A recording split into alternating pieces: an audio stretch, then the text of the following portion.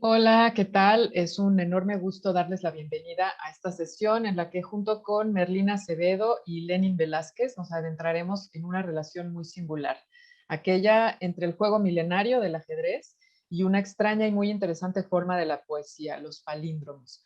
¿Cuánta libertad creativa podemos encontrar cuando nos construyen una serie de trabas como son las estrictas reglas del ajedrez?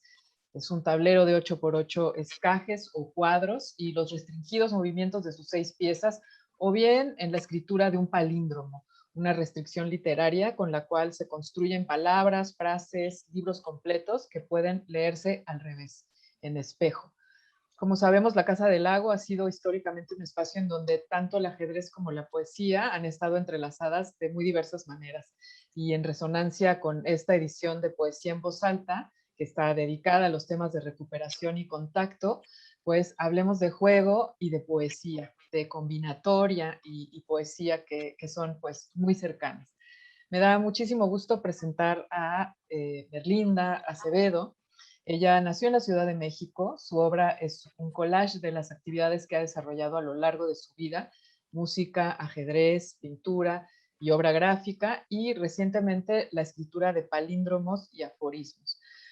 La obra de Merlina es una identidad interior que ha ido cobrando vida como un rompecabezas guardado a control remoto sin prisas en el tiempo.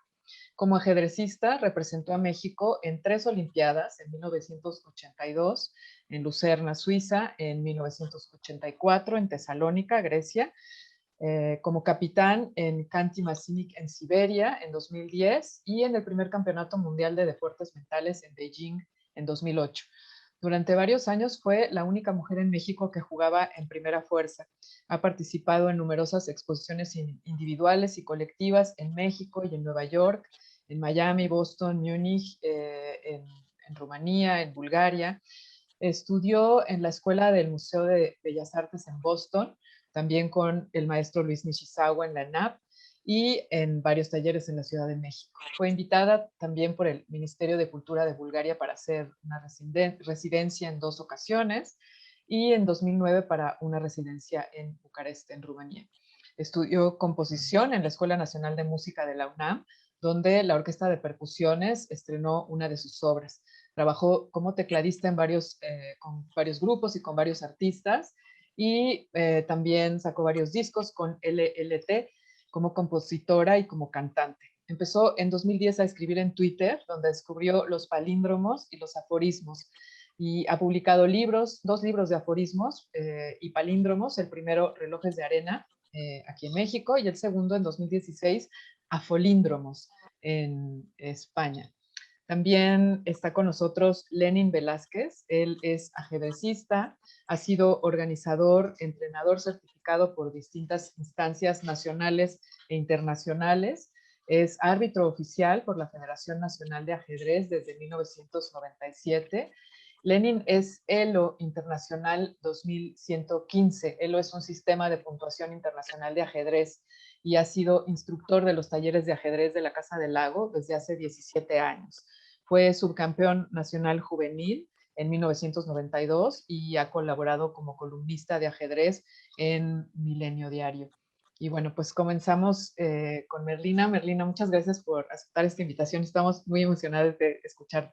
Me da mucho gusto estar en esta presentación en la Casa del Lago porque yo prácticamente empecé a jugar en México en la Casa del Lago. Iba a los fines de semana a, a jugar simultáneas sin falta todos los sábados, unas simultáneas que organizaba el ingeniero Ferris, y ahí me hice de mi grupo de amigos ajedrecistas con los que hasta la última Olimpiada de 2010 los volví a ver, y pues como si no hubiera pasado el tiempo. Bueno, yo empecé a jugar entrenando con una maquinita, la Chess Challenger, y a los 2 meses fui de vacaciones. Bueno, mi papá nos llevó a un torneo que él iba a jugar y yo lo quise jugar en Estados Unidos, entré en la Fuerza Abierta, y regresando a México ya, eh, pues mi primer contacto jugando con personas fue en la Casa del Lago. Ahí también vi a Juan José Arreola, que después jugaba con él pimpones, o sea, blitz, cuando me lo encontraba. Y me he dado cuenta, o sea, que hay muchos escritores de los que hacen palíndromos, casi todos juegan ajedrez, es algo muy curioso. Yo es por la forma en que se razona. En el ajedrez hay que pensar en las posibilidades, cada jugada y en las posibles respuestas. Claro que sería interminable contemplar todas las posibilidades, por eso se desarrolla la intuición que te puede decir, bueno, en esta posición hay, no sé, 3, 4 jugadas que pueden ser buenas, entonces va haciendo como una especie de árboles de variantes que hay que tenerlos y seguirlos mentalmente. Y en los palíndromos es parecido, aunque con menos posibilidades, porque hay que ver qué palabras quedan, qué palabras empiezan con o terminan con cierta sílaba para ver cómo continúa uno el palíndromo o cómo lo empieza. O sea, hay que saber reconocer. Reconocer es una palabra palindrómica en sí misma, reconocer es un palíndromo, así como somos seres. Para la gente que no sabe qué es un palíndromo, son frases o palabras que se leen igual al derecho que al revés. Entonces tenemos la forma más fácil de hacer un palíndromo sería mediante palabras palindrómicas. Bueno, hay, por ejemplo, también palabras que no dicen lo mismo, pero que dicen otra cosa en sí mismas completa. Por ejemplo, como Adán, al revés dice nada. No dice lo mismo, pero con eso ya sabes que ahí te sale un palíndromo. Por ejemplo, Adán y Eva, ave y nada. O si agregas somos Adán y Eva, ave y nada somos. Y por ejemplo, para hacer una variación que no sea meter una letra en medio, para la gente que va empezando, somos Adán y Eva, Yahvé y nada somos. Otro ejercicio que se podría hacer sería, por ejemplo, el palíndromo más conocido, y creo que todos sabemos desde pequeños, es el de Anita la Balatina. Es, por ejemplo, si lees Anita, tu mente cuando empiezas a hacer palíndromos, luego reconoces Anita, al revés dice Atina. Entonces, Anita, Atina, ahí ya está un palíndromo. Lava, latina, lava es aba entre dos L's, entre dos letras L's, entonces se puede modificar y decir, por ejemplo, Anita, leve, latina. Esa es una forma de iniciarse haciendo modificaciones sobre un palíndromo conocido, o Anita patina. Anita pisa y así patina.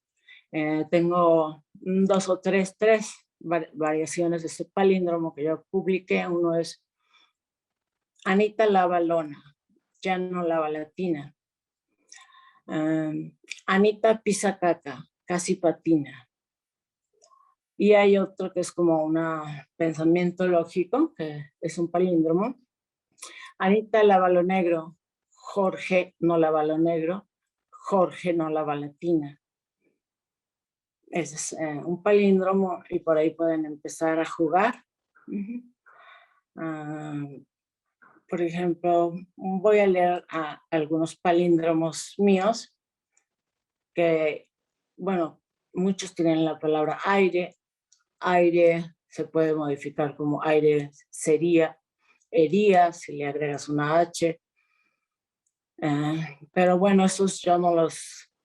Yo primero pienso lo que quiero decir, lo escribo porque ya tengo como un patrón de palabras palindrómicas digo, en la cabeza, y donde no coincide, ya que lo veo escrito, los hago en la mente y ya después los escribo y donde tenga errores de palíndromo, los trato de ajustar a lo que yo quería decir en un principio.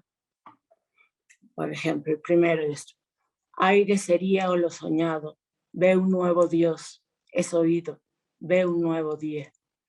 Caído, ve un nuevo Dios, es oído, ve un nuevo daño, solo aire sería.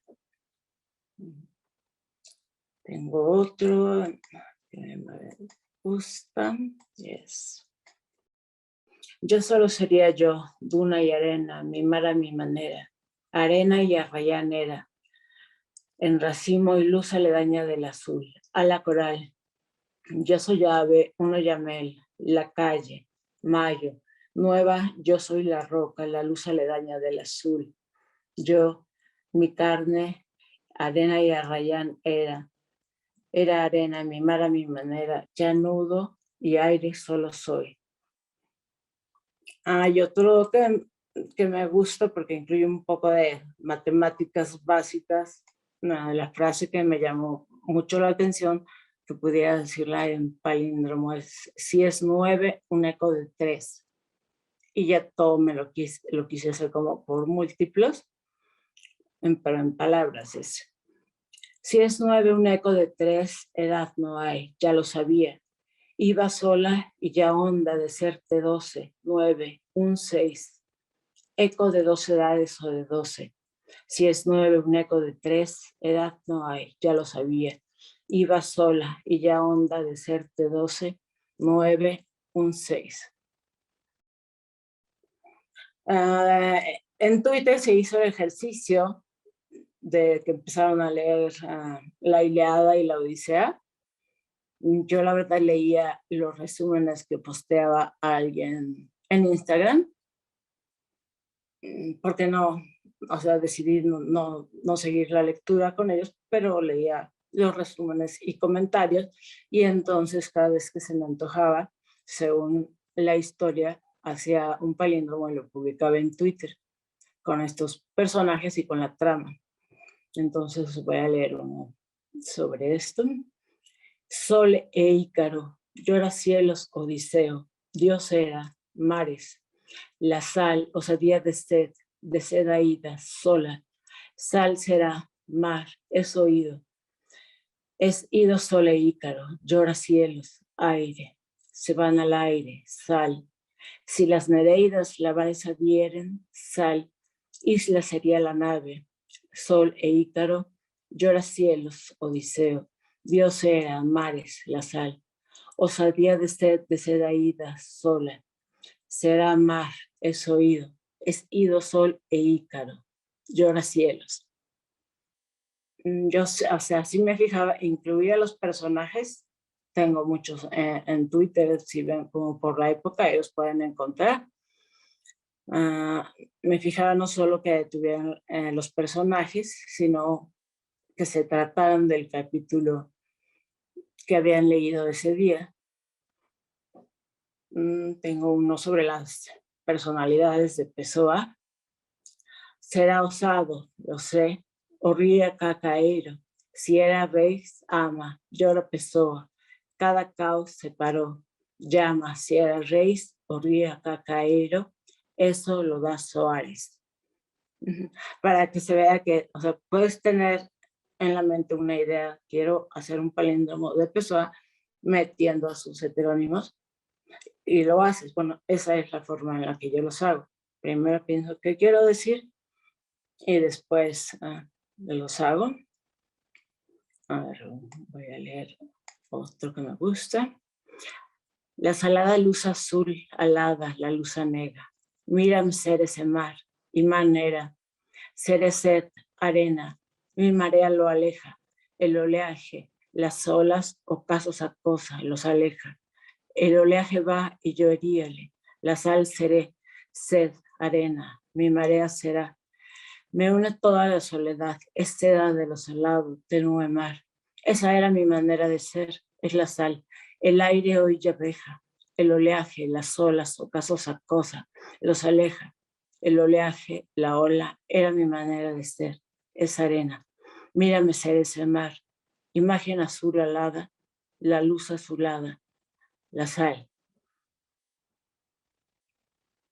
Bueno, tengo uno corto que representa muy bien lo que es un palíndromo y es una imagen que yo siempre tengo muy presente porque me gusta mucho ver reflejos, o sea, en vidrios, en superficies brillosas, en charcos. Entonces siempre que me asomo me veo y me veo viéndome.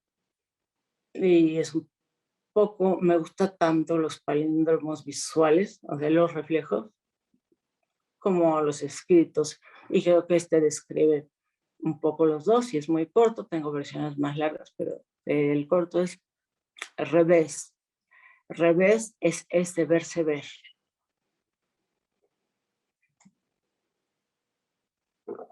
Bueno, este es uno de los primeros palíndromos que hice. Me gustan mucho los cuervos.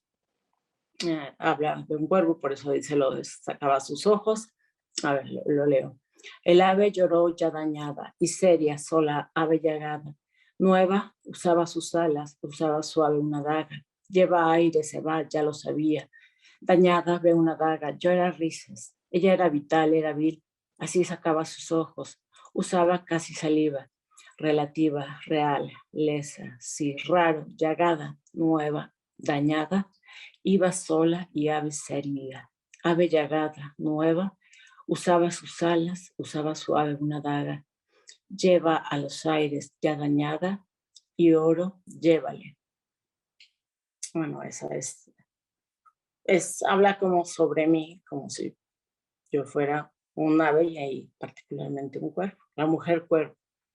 De hecho, así tengo una publicación en una revista, el título es La mujer cuervo. Este es parecida pero sin ave, sabia niña dañina y atorada. La soledad es eso nada más, arena y arrayán. Eras amada, mi llama de seda y maneras, arena mía, de seda mal limada, más arena y arrayán eras, amada, no sé, seda de lo salada, rota ya, niña, dañina ibas.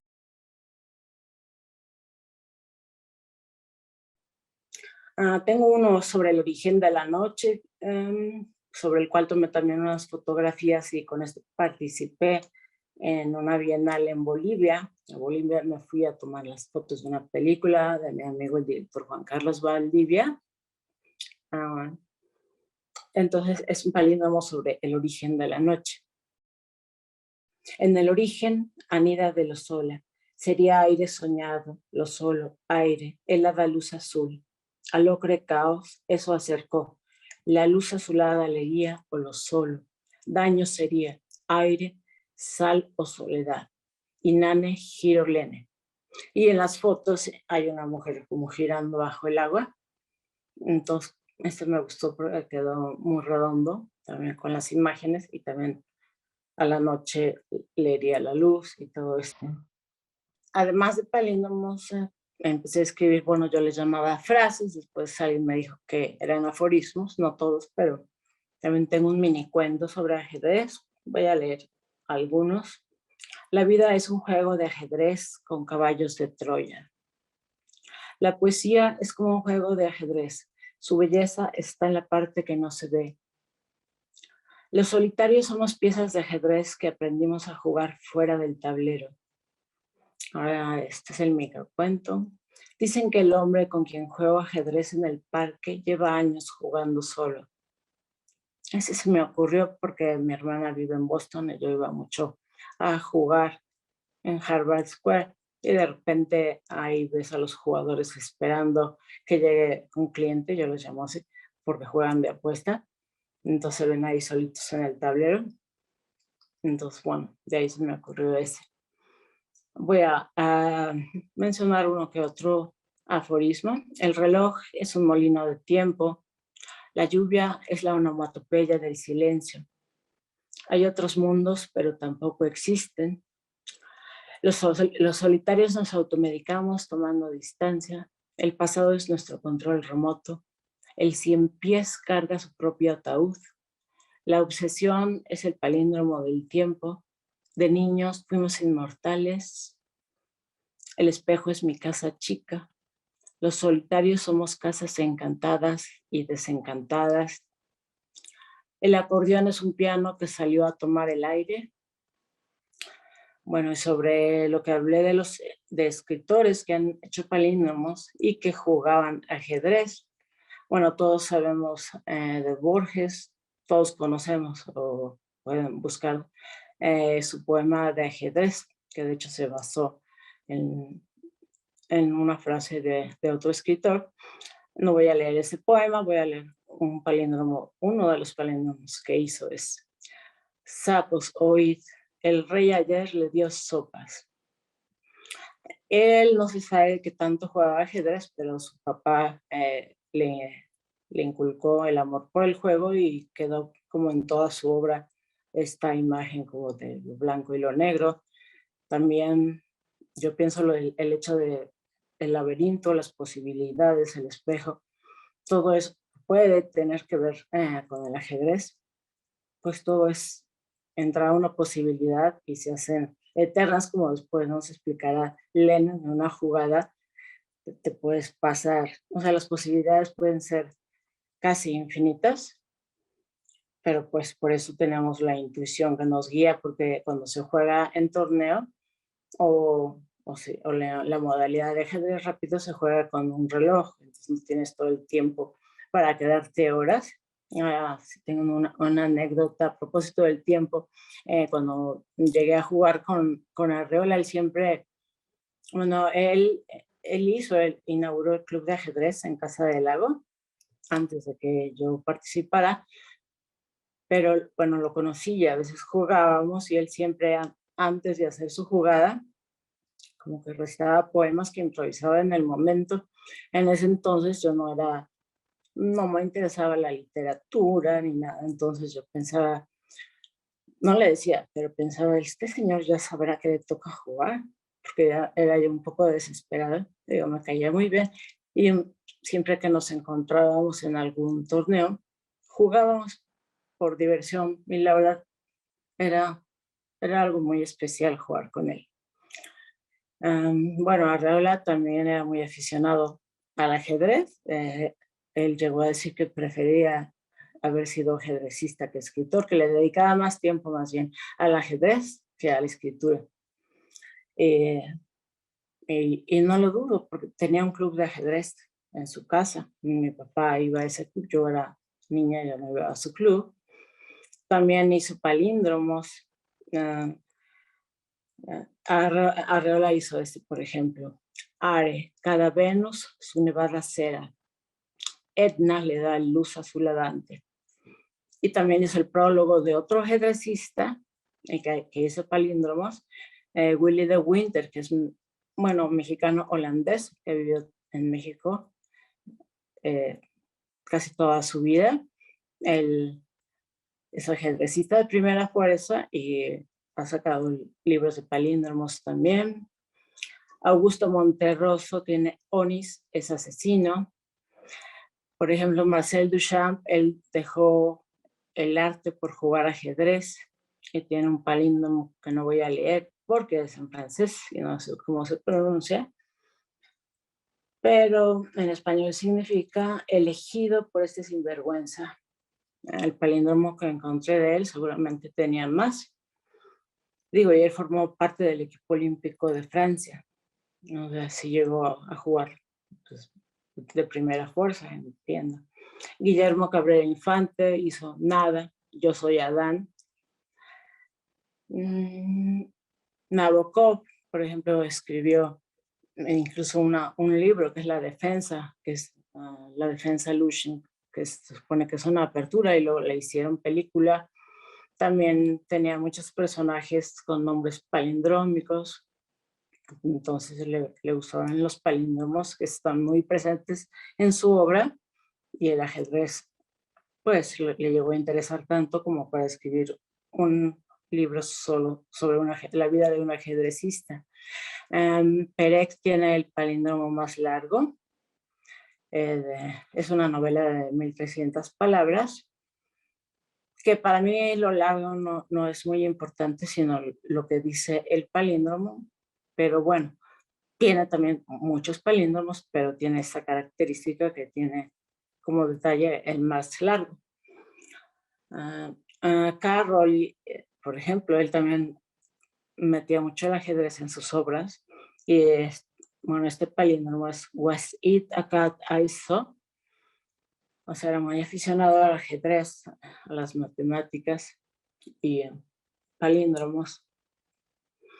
De los ajedrecistas, bueno, los palindromistas que conozco, por ejemplo, ahorita en Twitter, con los que yo me llevo, juegan ajedrez, no a nivel competitivo, pero Potevan es muy buen palindromista y poeta, es matemático, sabe jugar ajedrez, o Anthony Ethereum de Inglaterra, también sabe jugar ajedrez. Cortázar también dijo que cuando descubrió los palíndromos, descubrió como una magia en las palabras. Por ahí tengo la cita exacta, pero pues esa es la idea, e hizo varios palíndromos. Y así hay muchos ejemplos en los que podemos, bueno, ahí no podemos ver por qué, pero como lo mencioné antes, es por la forma de razonar en qué posibilidades tengo, cuáles son las mejores. Y en el ajedrez está esto de aprendes a analizar sin mover las piezas. Igual yo aprendí, bueno, no aprendí, se me dio, porque ya sabía jugar ajedrez, hacer palíndromos, digamos, sin mover las palabras, sí las muevo, pero en mi mente casi siempre, de hecho, se me ocurren mientras estoy haciendo otra cosa, como bañándome o estando en la caminadora, en la bicicleta, y empiezo a mover las palabras en mi mente, así como se acomodan solas, como si moviera las piezas de ajedrez, como si estuviera pensando una jugada en la que no puedes mover las piezas y tienes que ver todas las posibilidades moviendo en la cabeza. Esto es como un pensamiento abstracto, para lo que hay varios ejercicios. Por ejemplo, yo en el CEDO me entrené un tiempo con Adelquis Ramón, un entrenador cubano que nos entrenó como un año a ajedrecistas de alto rendimiento, así nos llamaban algunos, que curiosamente eran como mi bolita de amigos, pues era muy divertido. Él nos hacía escribir sin mover las piezas todos los árboles de variante y nos ponía un tiempo limitado. También hay un ejercicio que es decir de qué color es la casilla G5 o H3. Eso te ayuda a tener muy claro el espacio. Por ejemplo, para poder jugar a la ciega, que digo, es una cosa como algo exótico jugar a la ciega, es interesante, pero es en realidad cuando juegas y estás viendo el tablero que te regresa a la posición por si te pierdes, pero analizas sin mover las piezas a la ciega. Una vez nos entrevistó Marcel Cisnega, que fue por años el mejor jugador de México, gran maestro. Con él me tocó ir a 2 Olimpiadas. En una entrevista de radio, el doctor nos puso a jugar a la ciega, sí, sin habernos avisado. Y ahí empaté con él, porque él, no es que yo fuera igual que él, era más fuerte que yo, pero hizo un error, o sea, hizo una pieza, o sea, me comió una pieza y le dije, no se puede porque hay un peón en medio, pero era la ciega, o sea, no estábamos ninguno de los dos viendo ni ningún tablero, y entonces como que se puso un poco nervioso de que hizo una jugada imposible, y ya decidimos que fuera empate, pero igual me pusieron a jugar a la ciega con personas que llamaban por teléfono. Eso después dije, ay, ¿cómo acepté? O sea, porque cualquiera puede tener el tablero. De hecho, habló una ex campeona nacional, Rosalinda Escondilla, y le gané. Se supone que las dos personas estábamos a la ciega. Pero bueno, eso es como algo interesante que también muestra cómo se tienen que mover las cosas en la mente, digo, sin tocarlas, o los palíndromos sin necesidad de escribir y ver todas las posibilidades por escrito. Aunque si lo quieres hacer así, pues es una forma tal vez. Digo, para mí es más cómodo no escribirlo, si ya que tengo la idea casi clara, ya lo escribo y me doy cuenta si hay algún error. No sé si Lenan nos podría mostrar como algún ejemplo de cómo se analiza en ajedrez. Sí, muchas gracias. Muchas gracias por esta, pues como inicio de conversación, que creo que eso, ¿no? Nos toca continuar quizá en otros momentos hablando sobre esto, porque pues es un abismo, ¿no? Esta idea del espejo tanto en la escritura como en el ajedrez, y ahí me gustaría justo que hiciéramos ese espejo ahora con Lenin, ¿no? Cómo nos acabas esto que nos acabas de contar, de improvisar un poco y las cosas que suceden en tu mente cuando estás haciendo otra cosa, cómo de pronto empieza tu mente sola a generar palíndromos, ¿no? Y algo que quería comentar cuando en otra ocasión nos dijiste que para ti era importante querer decir algo cuando construyes un palíndromo y no solamente que coincida el espejo, ¿no? Y me puse a buscar en el palíndromo de Georges Perec y a la mitad de este palíndromo, justamente en donde sucede como este doblez del espejo, está una mención al tiro de dados de Mallarmé, ¿no?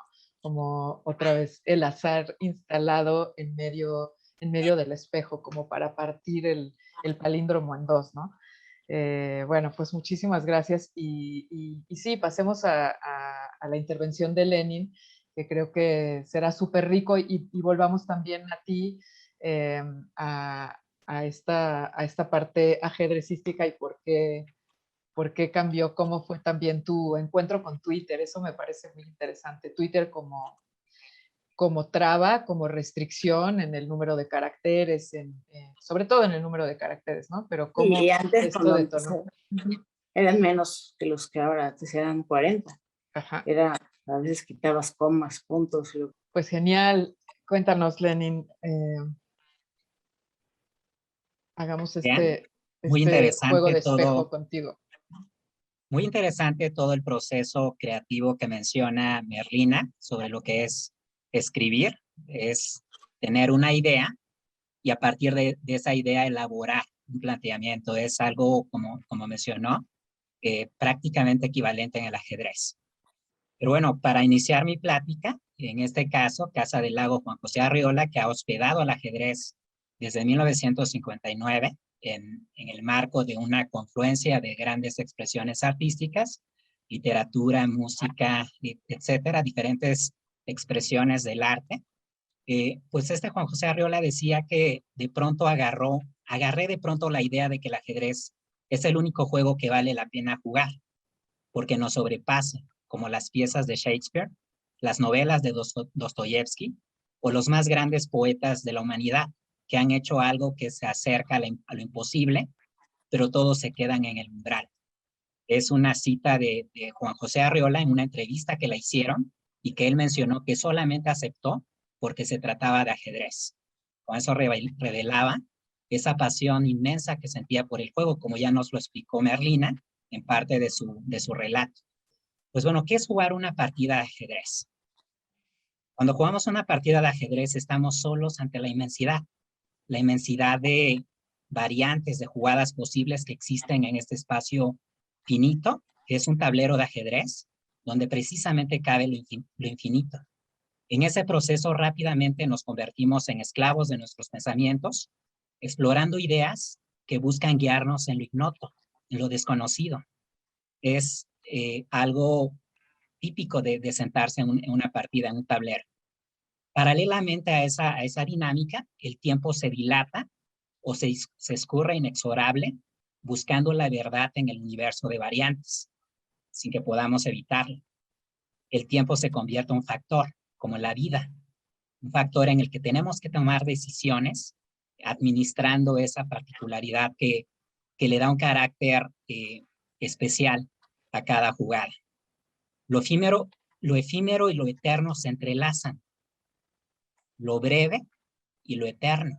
El tiempo se vuelve algo relativo, tal como lo planteaba Einstein. No sentimos el paso del tiempo, podemos estar horas ante un tablero y no darnos cuenta de que estuvimos todo ese tiempo en el proceso de pensamiento, ¿no? De imaginar mundos, de describir o encontrar algo aparente en lo que tenemos enfrente. En ese estado, nuestra mente viaja a velocidades infinitas, empezamos a divagar, empezamos a buscar, repito, posibles respuestas, eh, posibles respuestas a preguntas que nos hacemos en un diálogo permanente con nuestros rivales determinan gran cantidad de las decisiones posibles que podemos tener. Vamos imaginando, soñando posibilidades, pero sobre todo construyendo y creando.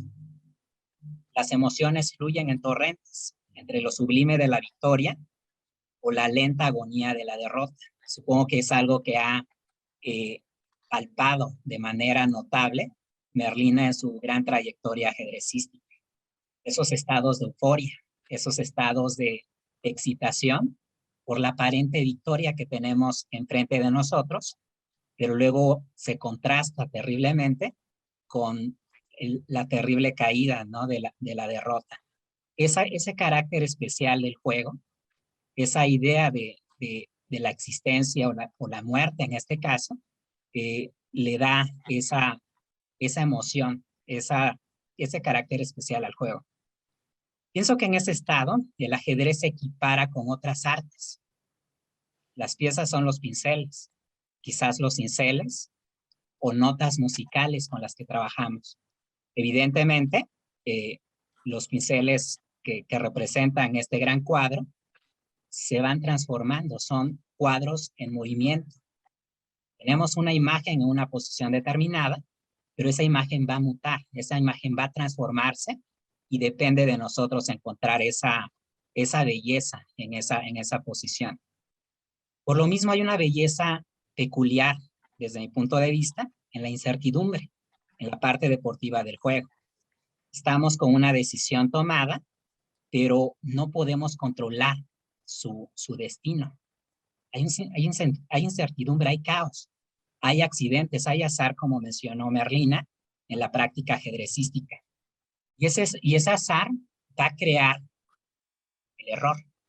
En nuestra naturaleza humana, en nuestras imperfecciones, el error va a estar presente. Es inevitable.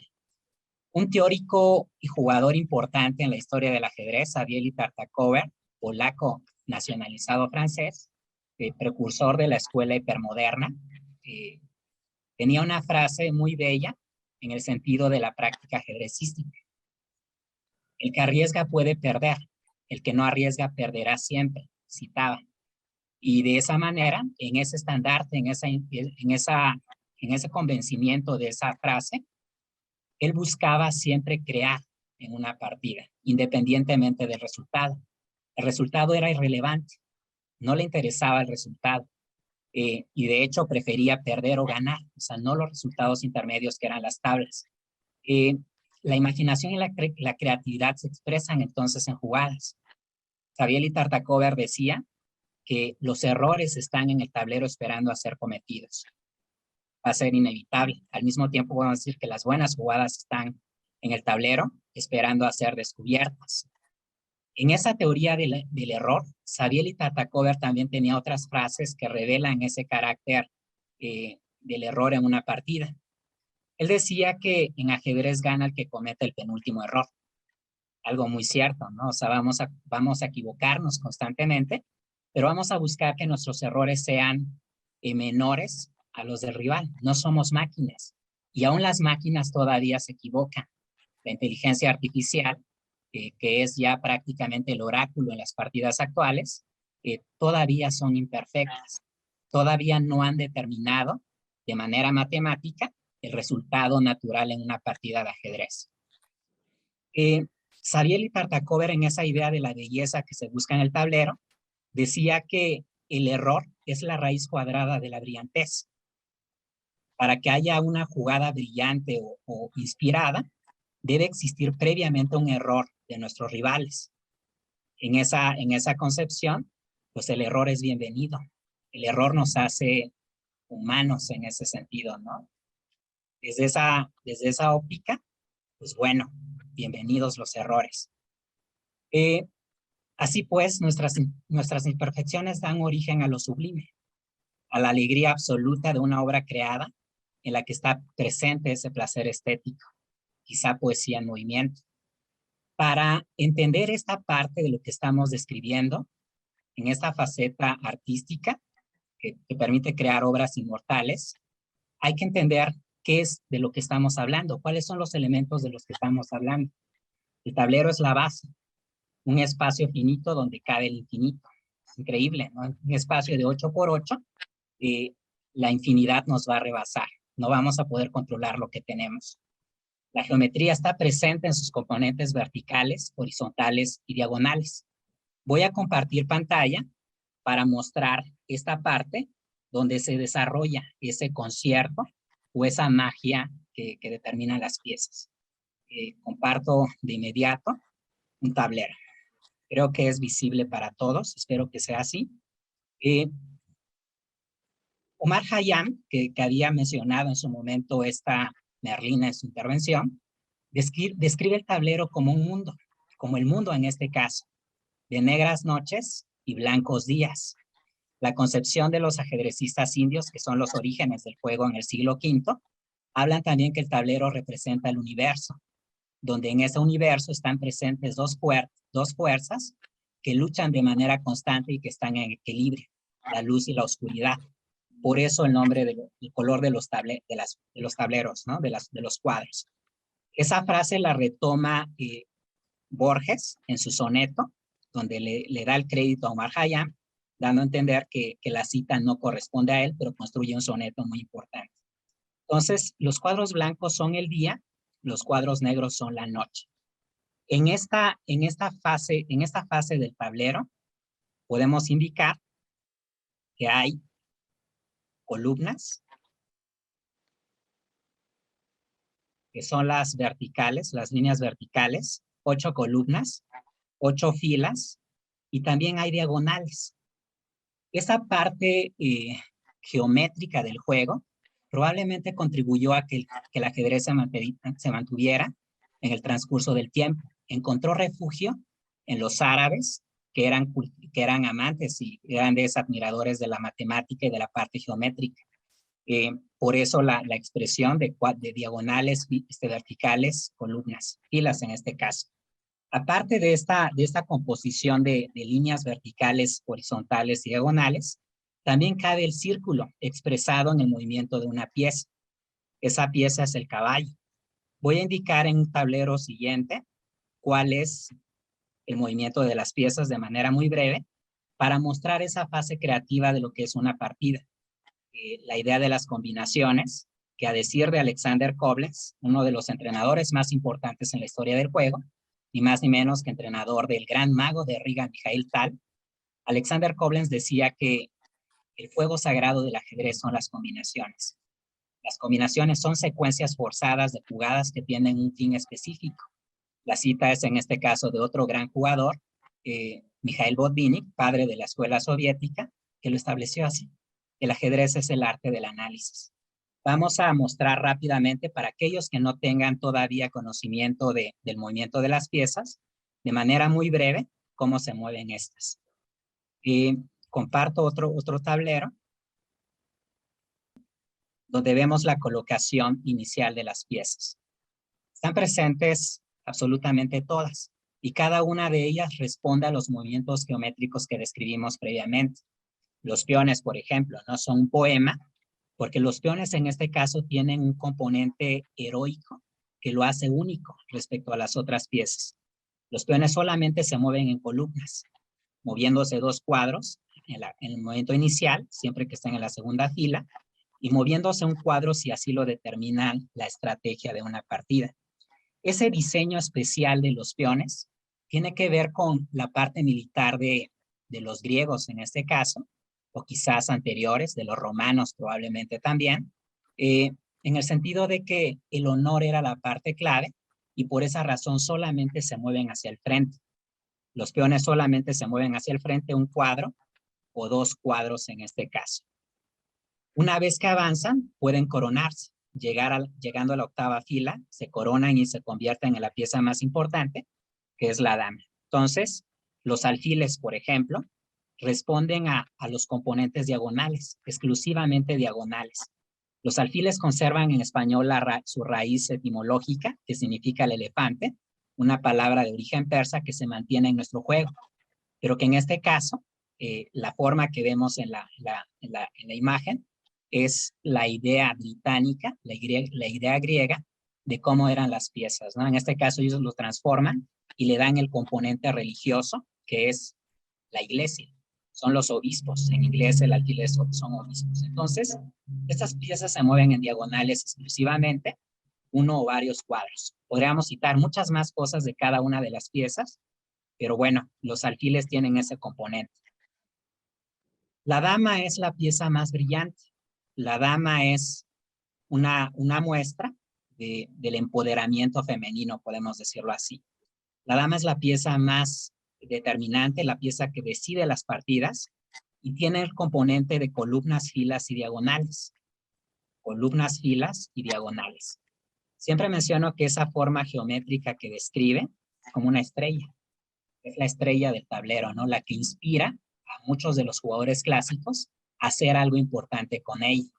La escuela romántica, que se definió así un periodo histórico del ajedrez, de 1829 aproximadamente 1884, buscaba en la dama la inspiración, pero esa inspiración estaba en su sacrificio, que la dama a partir de su sacrificio consiguiera el triunfo para un bando. Entonces, esa es la dama, hablamos de la dama, los peones, y la torre en este caso, que es una pieza quizás la más fácil de mover, que se mueve solamente en columnas y filas. Cada una de ellas tiene un valor relativo, su poder de combate. Los peones, que son la base, valen solamente un punto, y los alfiles 3, los caballos 3, la torre 5. Repito, estoy mencionando de manera muy breve y rápida lo que implica los movimientos de las piezas, que en este caso son nuestras notas musicales, como lo había descrito, o nuestros pinceles con los que vamos a dibujar una obra. Los caballos representan el círculo, son las únicas piezas que saltan y van describiendo un patrón geométrico que se asemeja al círculo. Espero que se vea la imagen, pero si uniéramos todos los puntos que describen los saltos de caballo, se generaría algo aproximado al círculo. Entonces, toda la parte geométrica está representada. Con estas piezas vamos a crear siempre nuestras obras. Cada jugador que lo hace, cada jugador que se sienta, está en esa faceta creativa, en esa faceta artística probablemente. Es el concierto con el que vamos a actuar. Muchos jugadores tienen el hábito, por ejemplo, antes de jugar una partida, de tocar cada una de las piezas como preparándose para esa emoción, a esa faceta creativa. Voy a poner unos ejemplos de compositores de ajedrez y partidas jugadas que se han vuelto inmortales. En su momento, la parte militar o la parte de los grandes personajes de la historia buscaba dejar su sello personal y ser probablemente inmortal, como Aquiles en el caso de la Ilíada, que prefirió una vida breve para ser recordado a través de los tiempos. Pues muy bien, también en ajedrez existe ese componente. Muchos de los jugadores clásicos que hoy podemos reverenciar tenían esa idea de trascender el tiempo a partir de las obras creadas mentalmente, bueno, imaginadas o jugadas en una competencia que notablemente puede ser muy exigente y muy ardua.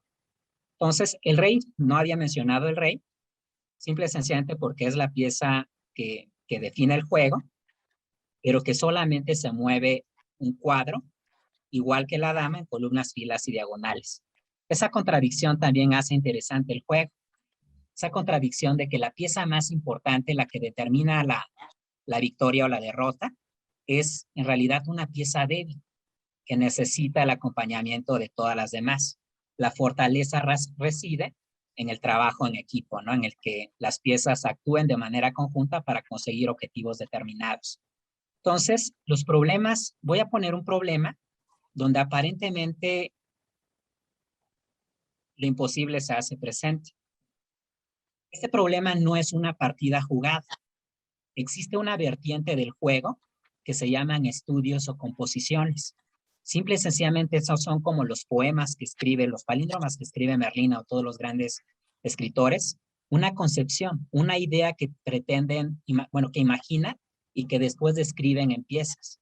Esta partida es, esta composición es de un compositor ruso, fueron los que determinaron gran parte de la historia reciente del ajedrez. El compositor se llama Kakovin y lo publicó en 1936. Y como este estudio hay miles, cientos hay jugadores o personas que se especializan estrictamente en esta faceta, en la idea de crear ideas aparentemente imposibles o ideas aparentemente simples que resultan muy difíciles de encontrar. La posición es la siguiente, o sea, habiendo descrito los movimientos de las piezas, cualquiera pensaría en esto como una situación estática, que las negras van a ganar por una razón muy simple. En este caso, que tienen ventaja material, tienen más guerreros, podríamos decirlo así. Ese componente militar en el juego es muy cierto. Generalmente, en un combate militar de los tiempos antiguos, el que ganaba era el que tenía mejores recursos, mejores armamentos, pero también mayores guerreros, ¿no? Un bando superior siempre iba a ganar a un bando inferior en número de fuerzas. Entonces, en este ejemplo, Kakovin menciona que hay situaciones peculiares o particulares que hacen que esa parte determinística de la ventaja material pasa a segundo plano. Y en este caso es la posición del rey. El rey está expuesto, el rey de las negras está expuesto. Muchos normalmente en esa idea de tratar de equilibrar la partida podrían pensar en la captura del peón con la torre que está en su misma columna, pero eso sería perder una gran posibilidad. Entonces la intuición se hace presente, la parte material se hace relevante y la intuición se hace presente cuando notamos una característica especial. En este caso, una situación muy expuesta del rey negro que está atrapado en sus propias fuerzas. Cualquiera que viera esto pensaría, bueno, es una posición más. Un ajedrecista iniciado vería la belleza después de un tiempo. Empezaría a concebir situaciones o jugadas posibles para conquistar esta partida. Es poesía en movimiento, como decía. El ejemplo entonces va así. Las blancas eluden la captura del peón y deciden actuar directamente sobre el rey. El jaque es una posición donde el rey está expuesto por una pieza y tiene la obligación de salvarse. De otra manera, no tendría sentido, ¿no? El rey representa en este caso la vida. Para salvarse en esa limitación que tiene el rey, solamente tiene 2 movimientos.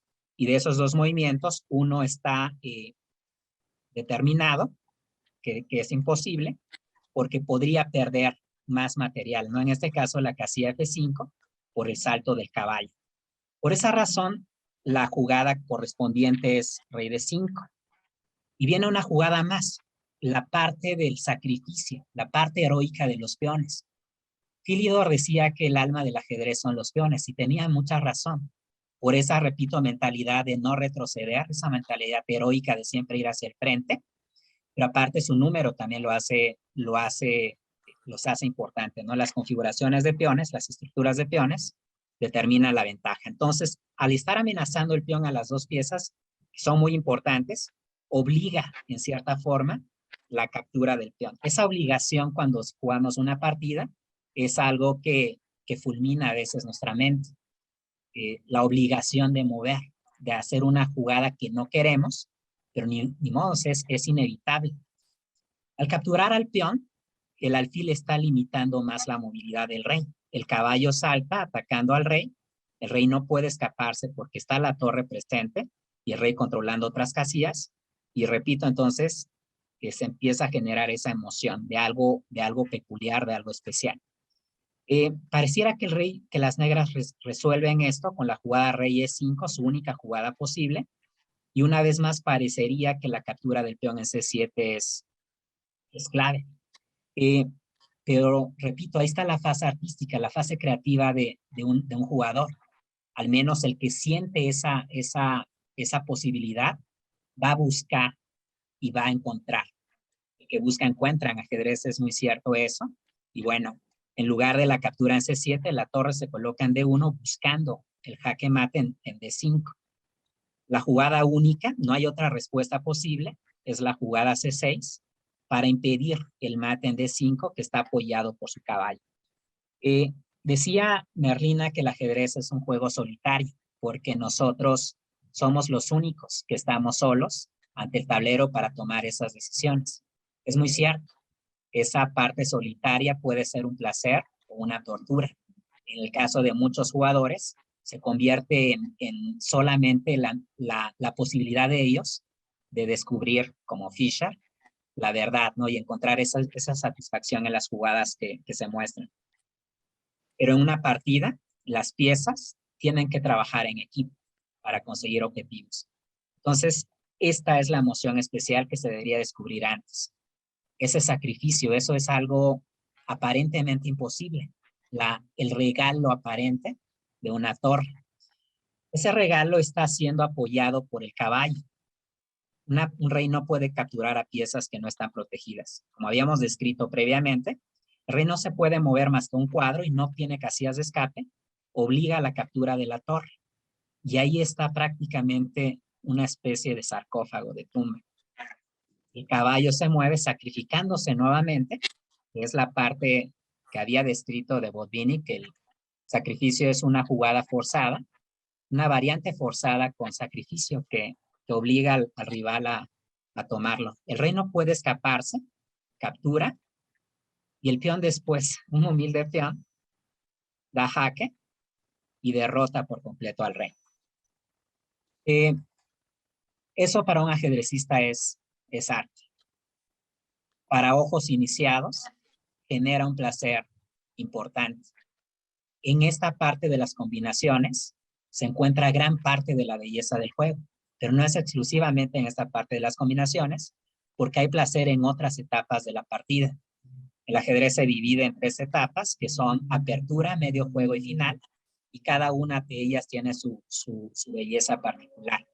Pero esto es lo que seduce, esto es lo que magnetiza a los que empiezan a descubrir ese arte en el movimiento de las piezas. Entonces, el cuadro que tenemos acá es, repito, poesía en movimiento. Para descubrir esa belleza, tenemos que imaginar todo lo que sigue después. Y cuando encontramos el resultado final, es increíble esa transformación. Esta vocación lo buscaron, repito, los grandes jugadores de la historia, y en esa parte, pues hay partidas que trascienden los tiempos, y esas partidas les llamaron partidas inmortales. Inmortal como Aquiles, como los grandes guerreros, como Julio César, Octavio Augusto, o sea, grandes conquistadores. Pues bueno, el periodo histórico que determina eso es la escuela romántica. Esta partida probablemente está plagada de errores.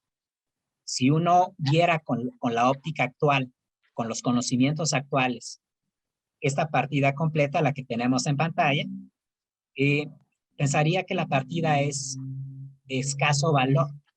Sin embargo, lo que se juzga es la imaginación, esa visión de este gran jugador Adolf Andersen, que era un profesor de matemáticas alemán, que buscaba en su ejercicio cotidiano el sacrificio de piezas.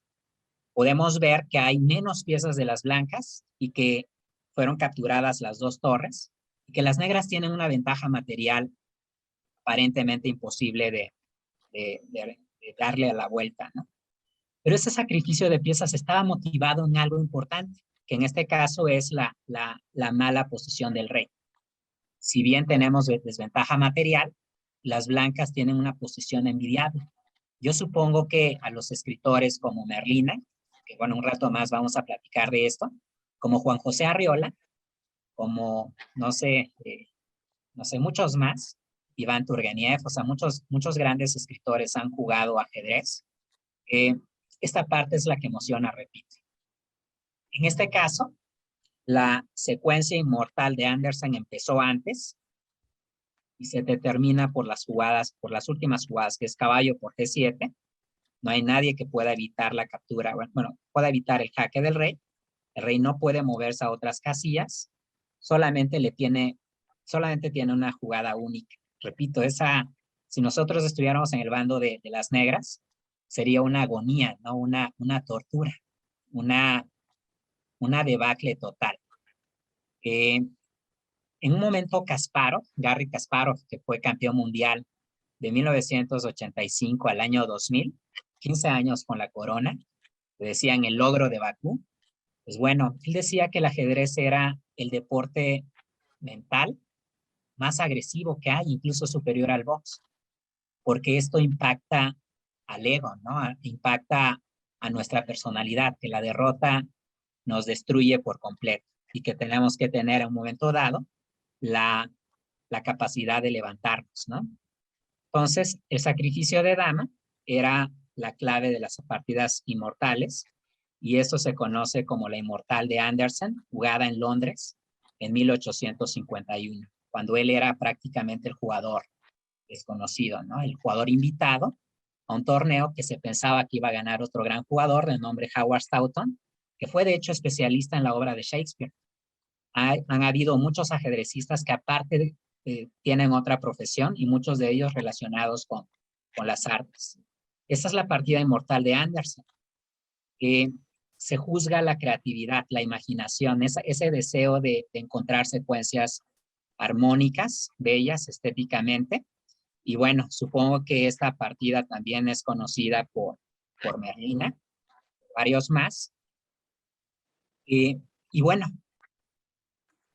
la trampa de Marshall. Con esto vamos a concluir prácticamente el impacto que genera la jugada que viene a continuación. Marshall fue uno de los grandes jugadores estadounidenses, como Morphy, como Pillsbury. La jugada dama G3, la dama que se coloca en una posición que aparentemente es imposible, donde puede ser capturado por 3 piezas. Y la dama, repito, es la pieza más importante. Todo lo que siga a partir de esto podría ser increíble cuando lo estamos viendo. Esa sería la parte de las obras ajedrecísticas, las obras que los emparentan con la poesía, con la escritura en este caso, un juego de letras, pero en este caso es un juego con piezas, en la que podemos crear cada que nos sentamos en un tablero. Muchísimas gracias, Lenin.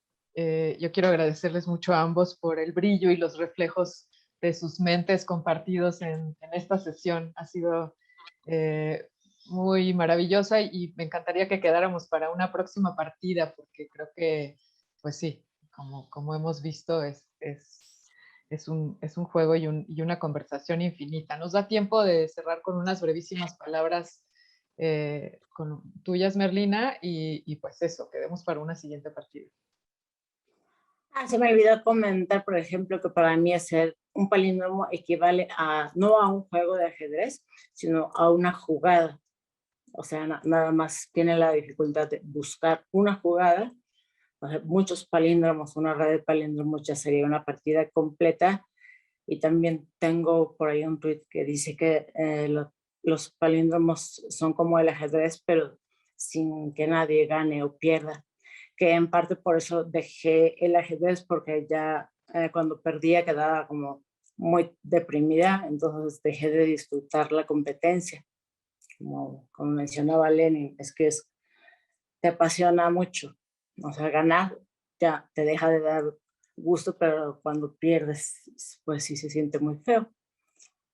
Y se me olvidó mencionar a otra persona que conocí en la Casa del Lago, fue a Luis Ignacio Helguera, escritor, poeta, y no conozco varios de sus palíndromos, pero encontré uno que es A la moda, dómala.